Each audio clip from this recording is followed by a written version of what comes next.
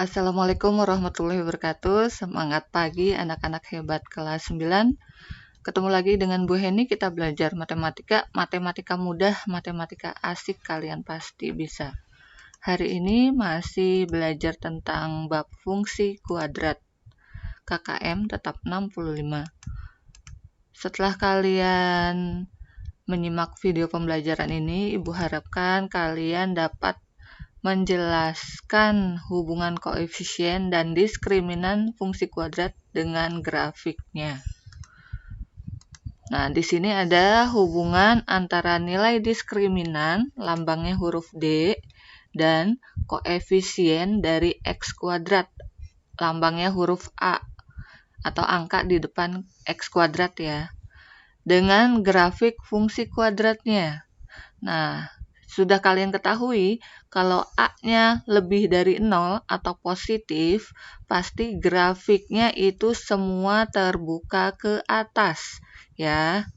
Sedangkan jika A-nya kurang dari 0 atau negatif, grafiknya pasti terbuka ke bawah.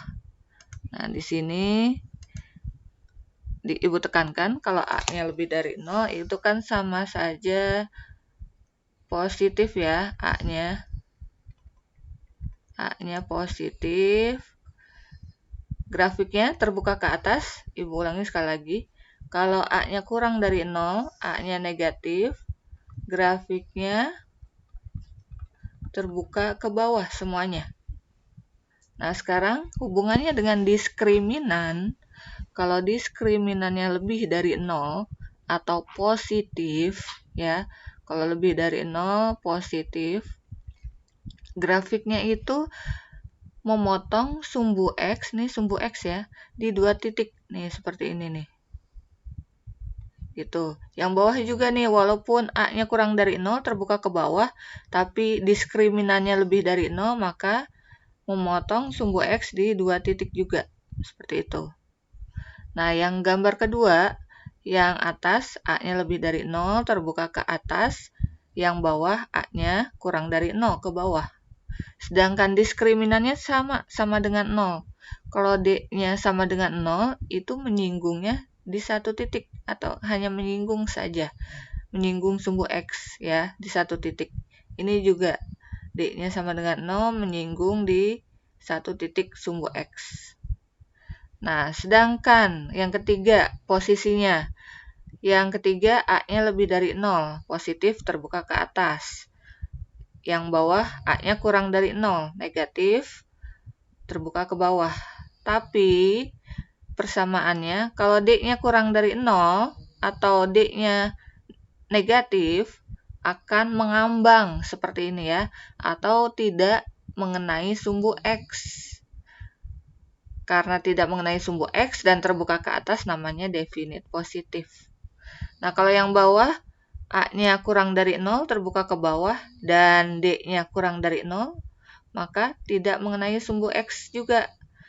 Kalau seperti ini posisinya dinamakan definite negatif gitu ya. Nah, sekarang Ibu ingatkan, dari tadi Ibu membicarakan nilai diskriminan. Diskriminan itu rumusnya apa? D sama dengan B pangkat 2 dikurang 4 dikali A kali C ya.